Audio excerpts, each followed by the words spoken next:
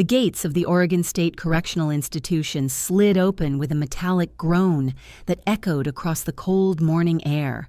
Anna Collins stepped out with a cardboard box balanced against her hip, the same box she had carried into intake 8 years earlier. Inside were the remnants of a life she barely recognized. An old wallet, a pair of earrings Blake once gave her, a folded photo of the two of them at Cannon Beach, and documents stamped with dates she wished she could forget.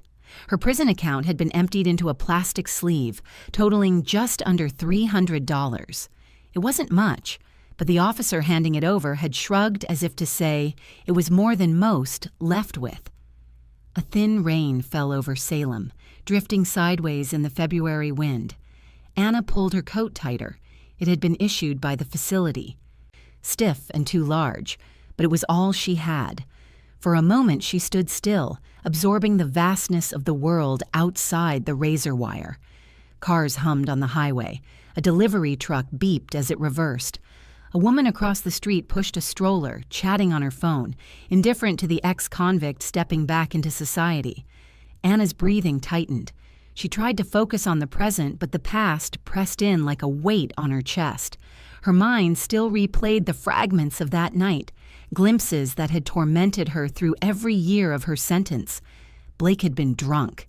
He had shouted at her across their kitchen table, his words slurred and sharp. A neighbor had later testified they heard crashing, then Anna screaming. Police reports described blood on the floor, a broken glass lamp, and Blake motionless by the wall. And Anna herself, standing over him, her hands trembling, unable to remember how she got there. The blackout had always been the most terrifying part. The court didn't care. The prosecutor had woven her past trauma into a weapon, painting her as unstable, dangerous, a woman who snapped under pressure. Even her friends had turned uncertain, their eyes softening with doubt rather than trust. 8 years of appeals went nowhere.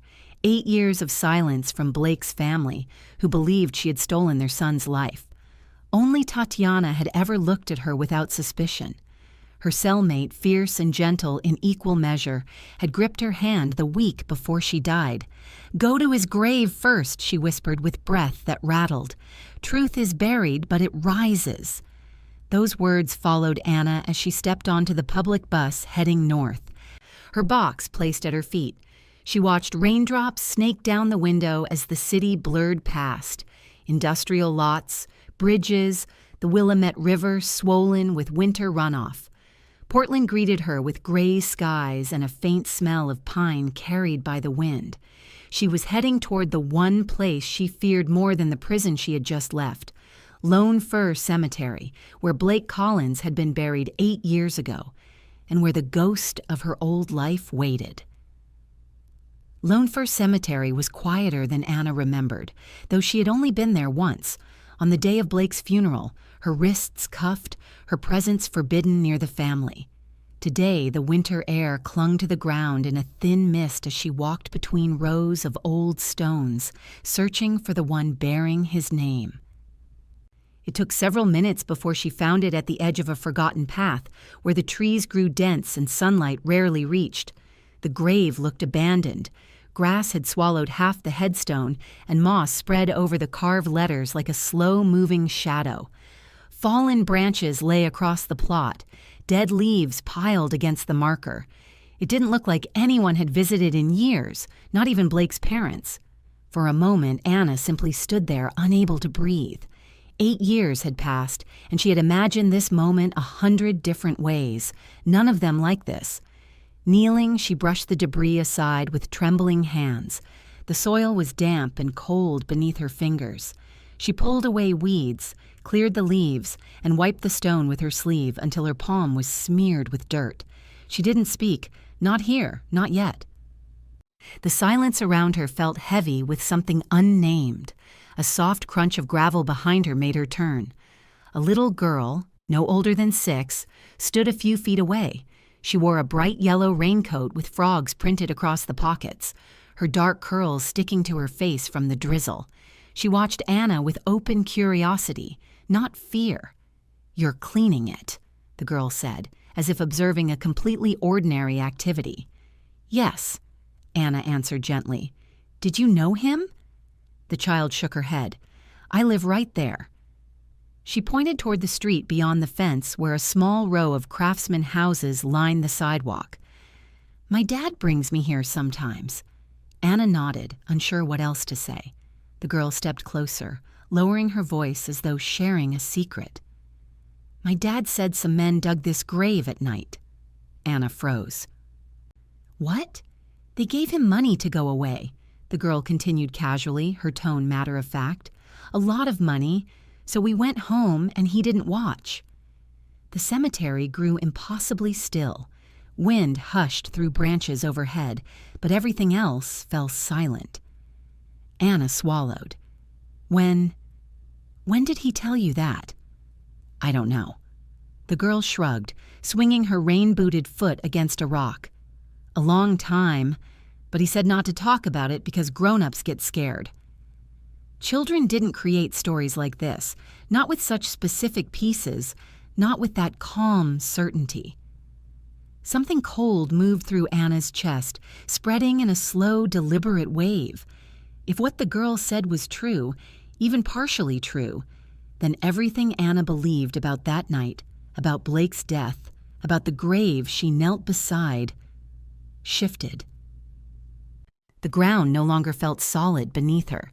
It was as if she were kneeling on the edge of a truth buried deeper than the coffin itself, one that had just cracked open. Victor Hale looked like a man who had aged too fast for his 40-something years. His shoulders carried the weariness of someone who lived more with the dead than with the living. When Anna approached him after the strange conversation with Penny, he listened without interruption, though his expression stayed guarded. He kept glancing toward the house where his daughter had disappeared inside, as if afraid she might wander off again. I'm not hiring, he said at first. Budget's thin. City barely funds maintenance as it is. Anna nodded, expecting the rejection. I'm not asking for much, just a chance. I can clean up the older sections, pull weeds, clear the stones. I've done harder work. Victor hesitated. Something in her voice, or maybe in her posture, the quiet endurance of someone used to surviving, softened him. A week, he muttered. Trial basis, no promises. He scribbled a number onto a torn notepad. You'll clock hours here. No cash under the table. I don't do that. Relief washed through her. Subtle, but real. Thank you. That night, Anna checked into a cheap motel near Division Street.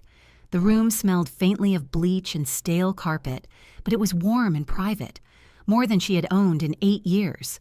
She counted the remaining bills from her prison release packet and forced herself to stretch every dollar. She walked instead of taking buses. She ate modestly. She saved everything she could. Stability wasn't close, but it was the first step in that direction. Each day, she worked along the edges of lone fir, clearing debris from forgotten plots. Her hands blistered, her back ached, but the repetitive tasks calmed her mind, giving her something tangible to focus on instead of the fractured memories that haunted her. She saw Victor watching her sometimes, from a distance, arms folded, but never interfering. By the 4th evening, he finally approached. You work hard, he said, leaning against a cedar tree. Not many do anymore. Thank you, she replied, brushing dirt from her gloves. Victor exhaled slowly, eyes shifting toward the far end of the cemetery where Blake's grave rested. Look, about what my daughter said. His jaw tightened, as if weighing whether to proceed. She doesn't lie. Not about things like that. Anna stayed quiet, giving him space. It happened about 6 years ago, he continued. Middle of the night. 2 men pulled up in a dark SUV, blacked out windows, expensive vehicle. Too expensive to be anywhere near this place. They offered me $10,000 in cash to not be here. Anna's breath caught. And you left? Victor nodded shamefully. I needed the money. Penny was sick then. Hospital bills? You know how it goes. He rubbed his palms together, staring at the ground. When I came back, Blake's grave was disturbed. Tools left behind. Fresh soil. They dug down deep. Anna swallowed. Were they looking for something? Victor's gaze lifted to hers, dark and uneasy. No, he said softly. They told me they needed to retrieve what belonged to them. The cemetery suddenly felt colder. The rows of stones stretching out like silent witnesses to a truth she had never imagined. The next morning, the rain eased into a thin drizzle, typical Portland winter weather, muted and gray. Anna stepped off the bus near Pioneer Courthouse Square and headed toward the Multnomah County Central Library. Its stone facade looked unchanged from the last time she had walked by it, years before her arrest. Back then, she had visited for cookbooks and weekend novels. Today, she came looking for answers she wasn't sure she wanted to find. Inside, warmth and the faint smell of old paper wrapped around her like a blanket. People moved quietly between shelves, murmuring, typing, scanning pages. She found a workstation in the corner and signed in, her hands unsteady but determined. She typed Blake's name first, then the date of his death. Nothing new, nothing she hadn't seen before the trial. But she kept digging, widening the search to news around that month. Local crime, unexplained incidents, anything unusual. That was when a headline from 8 years ago stopped her. Downtown Portland bank heist, 1.9 million missing. Her breath stilled. She clicked. The article detailed an early morning robbery at a mid-size financial institution near SW 6th Avenue. No alarms triggered, no forced entry. Security logs indicated someone with internal knowledge had bypassed the system. Investigators suspected an insider, but never publicly named one. The bank remained tight-lipped, and no arrests were ever made. Anna scrolled, her pulse quickening. A second article, published weeks later, caught her eye. A business report highlighting 2 rising executives from a regional investment firm, Samuel Pierce and Linda Caro. Their sudden increase in assets had been the subject of quiet curiosity at the time, though no direct accusations were attached. She read every line twice, 3 times. Then she looked at the dates. The robbery occurred 31 days after Blake's death. Her throat tightened. Blake had once worked in IT networking. He had friends in finance. He had the technical skills to bypass security systems. But during their marriage, he had always struggled with money, scrambling for side jobs, complaining about debts they could never seem to escape. Had any of that been true? Anna leaned back in the chair, palms pressing her temples. The realization slid into her mind like ice water. Blake had not been some tragic victim of circumstance. He had been involved, deeply, knowingly, in something far bigger than she had imagined. And if the men who dug up his grave were after something that belonged to them, then whatever Blake had taken wasn't buried with him anymore. A quiet panic stirred under her ribs, but so did a sharper, colder resolve.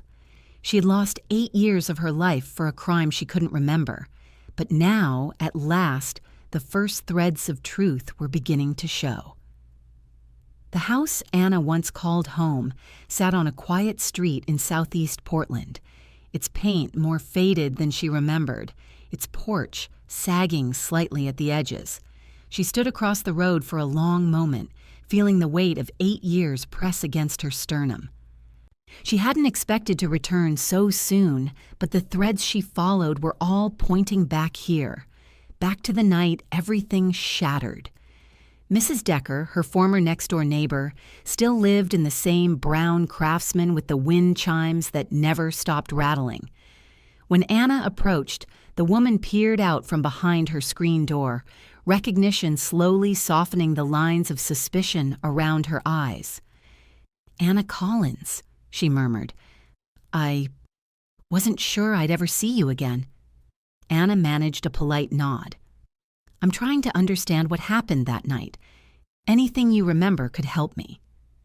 Mrs. Decker hesitated, glancing toward Anna's old house. Then she pushed the door open wider. "Come in out of the cold." Inside, the living room smelled of lavender and brewed tea. The television murmured softly in the background, though Mrs. Decker muted it before sitting across from Anna, her hands folded tightly in her lap, knuckles pale. "That night was strange," she began. "Not just the shouting, not just the crash that made me call the police. There was something before all that." Anna leaned forward slightly. "Before?" "Yes." Mrs. Decker nodded. "A man came to your door, well-dressed, suit jacket, polished shoes, one of those expensive watches that catches the light." Her brow furrowed at the memory. "He arrived just after 7, stayed maybe half an hour." Anna felt her pulse begin to climb. "Did you see his face?" "Only from the side," Mrs. Decker replied. "But he was agitated, pacing on your porch, talking fast. Blake kept looking around like he didn't want anyone to notice." She paused. "I remember thinking it was odd. People dressed like that don't usually come to this street." Anna pressed her palms against her knees, grounding herself. "What about his car?" "Oh, hard to miss," Mrs. Decker said. "A black luxury sedan, quiet engine, the kind that costs more than a house down the block." She exhaled sharply. "He left in a hurry. And Blake, well, when Blake came outside afterward, he looked pale, sick, almost." The pieces slid uneasily together in Anna's mind. A well-dressed man, an expensive car, Blake's sudden stress, and a month later, a $1.9 million inside job bank robbery. Someone had been in their house the night Blake died, someone who didn't belong, someone with money and something to lose. Anna stood to leave, thanking Mrs. Decker quietly, as she stepped back into the gray Portland air.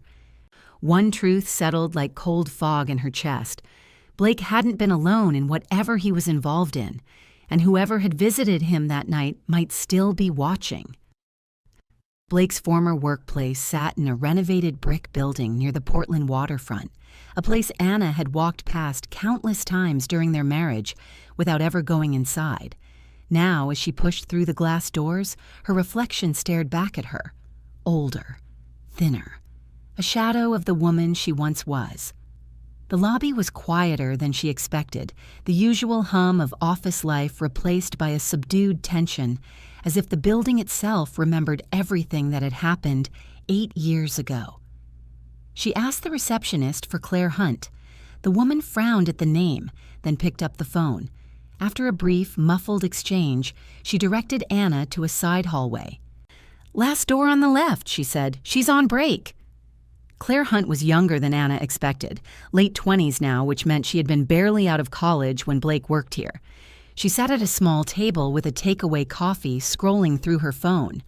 When she looked up and saw Anna, her expression shifted from curiosity to recognition, then something like guilt. "You're Blake's wife," Claire whispered. "Widow," Anna corrected softly. "At least that's what the court decided." Claire swallowed hard and gestured for Anna to sit. The fluorescent lights hummed above them, casting pale shadows across the linoleum floor. "I always knew something wasn't right," Claire began, voice low.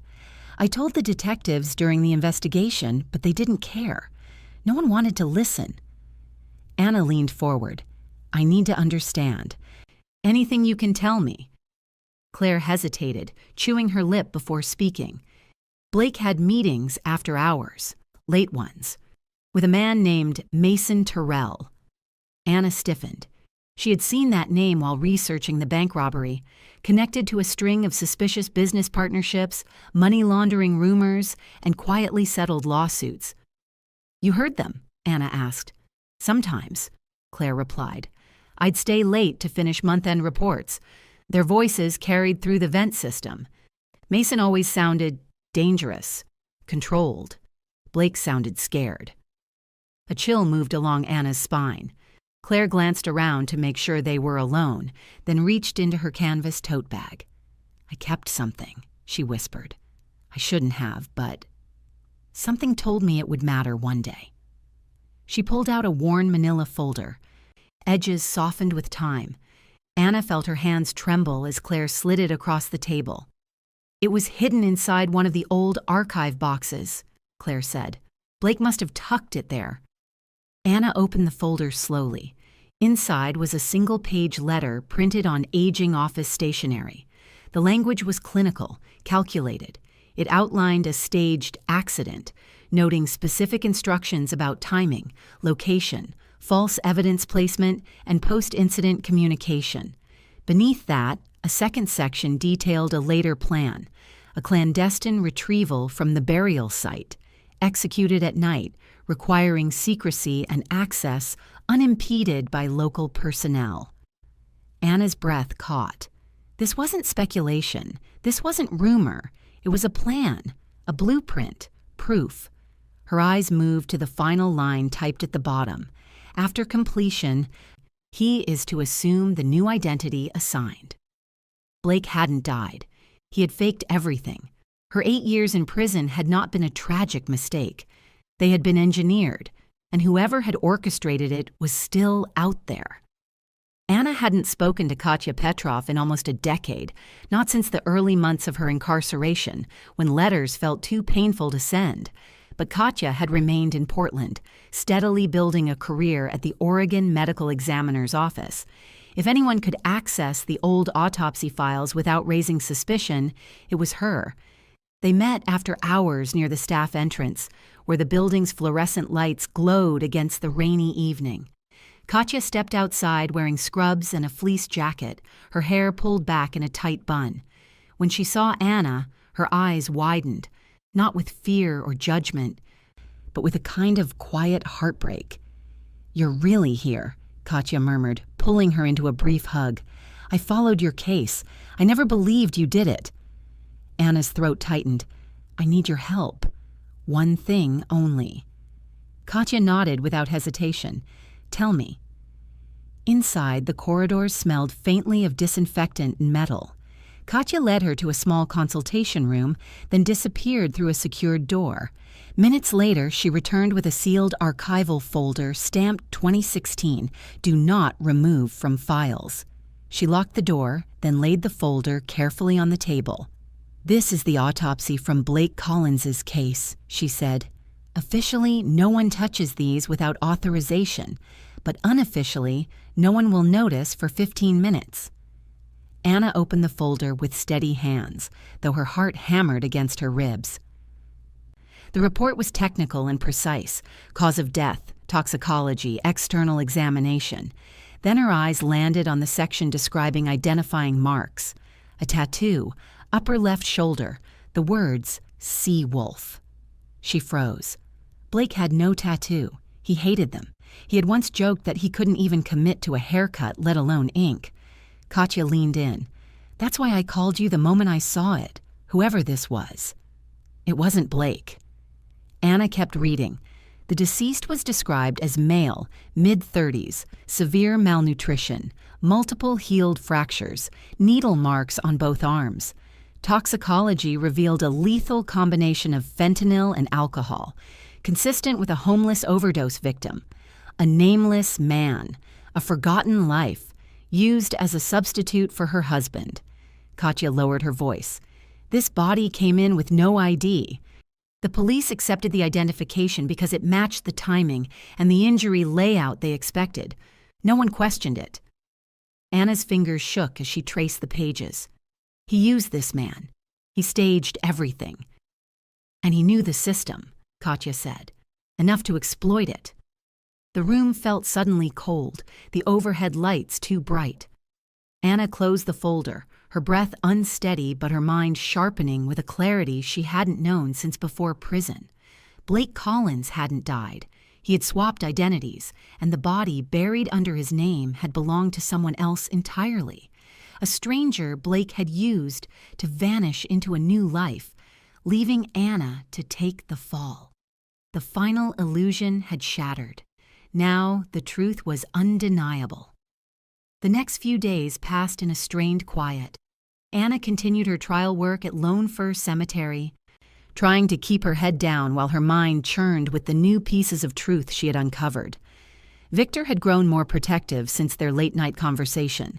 He stayed close when Penny wandered near the older graves, and he locked the maintenance shed each night with attention Anna had never noticed before. It wasn't until late Wednesday afternoon that the trouble arrived. Two men approached the cemetery gates, strangers, well-dressed but out of place among the moss-covered headstones.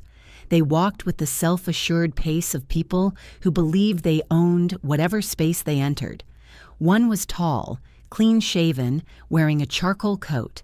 The second, shorter and broader, had a distinctive dark mole on his right cheek, a mark that immediately drew the eye. Victor stiffened when he saw them. "Can I help you?" he asked. Stepping between them and the cemetery grounds, the man with the mole gave a thin, cold smile. "We're looking for a woman, recently released, Anna Collins." Victor's jaw tightened. No one by that name works here. The taller man raised an eyebrow.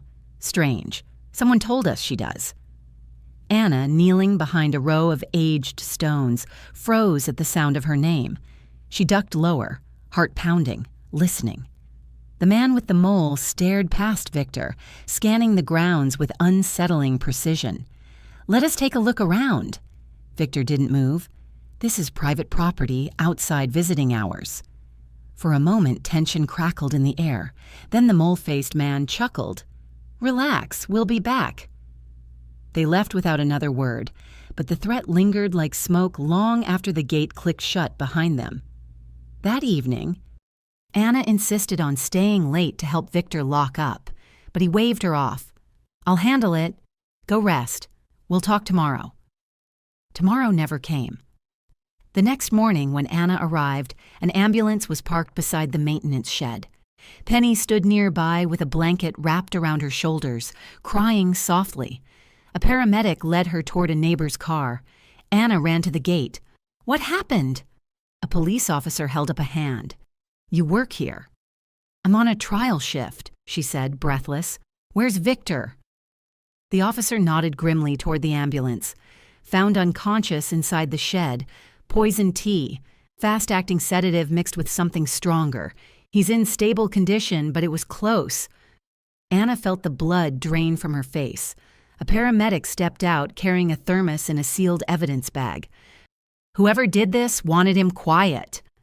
Anna's stomach twisted. She didn't have to guess. The officer added, "According to his daughter, two men came earlier this morning. One had a mole on his cheek. They told Victor—" He hesitated. "They told him to give them your location, or Penny would pay the price." The cemetery spun around her, the weight of danger settling with suffocating clarity. They were hunting her now, and they weren't going to stop.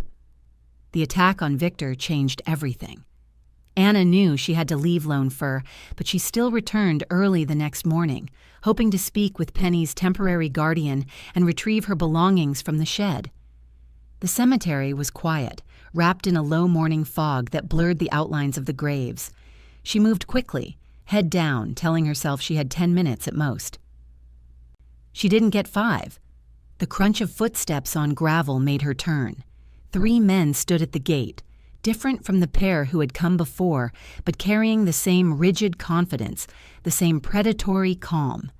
One of them lifted a finger and pointed directly at her. "There," he said, "grab her." Anna bolted. She sprinted between headstones, the cold air burning her lungs. The fog worked in her favor, hiding her path as she weaved through rows of marble markers. Behind her, voices shouted, orders, curses, feet pounding closer. She pushed forward, slipping on wet leaves, using the terrain like a shield. Her heart slammed against her ribs. When she reached the back of the cemetery, she spotted the maintenance gate, old, rusted, rarely used. She lunged for the latch just as a hand grazed her coat. She yanked the gate open, but the metal edge scraped her arm brutally as she squeezed through. Pain shot up to her elbow. Warm blood seeped through her sleeve. She kept running. She didn't stop until she reached the street. Cars moved lazily through the morning commute, unaware of the terror unfolding behind her. She ducked into an alley, pressing her back against a wall, trying to steady her breath. Her arm throbbed violently. A voice whispered from the shadows, "Anna?" She spun, ready to flee again, but it was Claire Hunt, half hidden behind the dumpsters, eyes wide with fear. "I saw them," Claire said, grabbing Anna's uninjured arm. "Come with me, now." Anna didn't argue. Claire moved fast, guiding her through side streets and across a small park until they reached a modest apartment building off Belmont Street. Inside her unit, Claire locked both the deadbolt and the chain, then turned on a single lamp. "You're bleeding," Claire murmured, pulling out a first aid kit. She cleaned Anna's wound carefully, hands shaking. "Why were you there?" Anna asked, wincing at the antiseptic. "I went to look for you," Claire admitted. "After what you told me, I couldn't stop thinking. And there's something else you need to know." Claire sat opposite her, face pale, voice trembling. "Blake didn't stay in the U.S. after he faked his death," she said. "Mason Terrell arranged everything: money, documents, transport." She hesitated. "He disappeared overseas, somewhere far enough that no one here would look for him." Anna felt the room tilt. Blake wasn't just alive. He was gone, intentionally, thoroughly, funded and protected. And the men who had chased her through the cemetery were still out there, hunting her for the secrets he left buried behind. Claire didn't sleep that night, not after pulling Anna into her apartment, not after bandaging her arm, not after realizing the danger had escalated into something far beyond workplace rumors. By morning, she had made a decision Anna never would have asked of her. "You need someone who knows how to look for people who don't want to be found," Claire said as she set a mug of coffee in front of Anna. "Someone who can run searches outside the country." Anna frowned. "That's expensive." Claire shook her head. "I made the call. She'll work with us." A knock sounded at the door. Claire opened it to reveal a tall woman in her mid-40s, dressed in dark denim, a leather jacket, and a weary expression that suggested she'd seen far worse than Anna's situation. She introduced herself with a firm, steady voice. "Olivia Grant, licensed private investigator." Anna tried to stand, but Olivia gestured for her to stay seated. Her eyes took in the bruises forming on Anna's arm, the exhaustion etched into her posture. "Claire told me everything," Olivia said. "And if half of it is true, you're not dealing with amateurs." Anna swallowed. "I just need to know where he is. If he's alive?" Olivia nodded once. "Then let's get to work." She opened a slim laptop and began typing with rapid precision, cross-referencing the documents Anna had collected: the staged accident letter, the grave digging, the name Mason Terrell, the timing of the Portland bank heist. After hours of digital threading, passport leaks, border crossings, offshore employment registries, Olivia's eyes narrowed on a flagged entry. "I think I've got him." Anna leaned forward. Breath held. "A man named Alex Romanov entered Turkey 8 years ago," Olivia said. "Shortly after your husband's supposed death. No prior records. New identity. Clean trail. But then..." She turned the screen toward Anna, a profile photo from a restaurant website in Antalya, Turkey. A man behind a bar counter smiling at the camera, beard trimmed, hair darker, face leaner, but undeniably Blake Collins. Anna's breath shattered in her chest. Her hands shook as she reached out to steady the laptop, as if touching the image would make it disappear.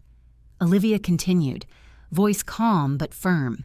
"He owns a mid-range restaurant near the waterfront. The business is registered under the Romanov name, but the startup capital matches the amount stolen from the Portland bank, give or take laundering fees." Claire whispered, "My God." Anna stared at the screen. Next to Blake, Alex, stood a woman, younger, pretty, wearing a simple necklace, and in her arms, a small boy with Blake's eyes. Olivia added quietly, "They're married, 3 years now, and the child is his." Something inside Anna fractured, not with rage, but with a sorrow so deep it felt physical. While she had endured 8 years behind bars for a murder she didn't commit, Blake had escaped across the world, built a new life, started a new family, and spent stolen money to do it. But underneath the heartbreak, something steadier formed: resolve. He took everything from me, Anna whispered. My freedom, my life, my name. Olivia nodded. Then let's take something back. Anna wiped her eyes, breath trembling but determined. For the first time since walking out of prison, she knew exactly what she had to do next. Olivia spent half the night preparing a secure line that couldn't be traced back to Anna. By morning, she handed Anna a simple prepaid phone, its number masked behind a spoofed European code. The device felt strangely heavy in Anna's hand, as if the entire weight of her past 8 years rested inside its plastic shell. When you call, Olivia said, keep your voice steady. He'll try to manipulate you. Don't give him room. Anna nodded, though her stomach clenched into knots. Claire hovered nearby, silent, anxious, twisting the hem of her sweater. She whispered, "You don't have to do this today." Anna shook her head. "Yes, I do." She stepped into the small balcony of Claire's apartment, the Portland sky hanging low and gray over the neighborhood.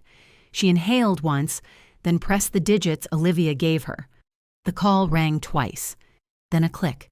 A man's voice, one she hadn't heard in 8 years, yet recognized instantly. "Hello?" Anna's pulse roared in her ears. "Blake!" Silence.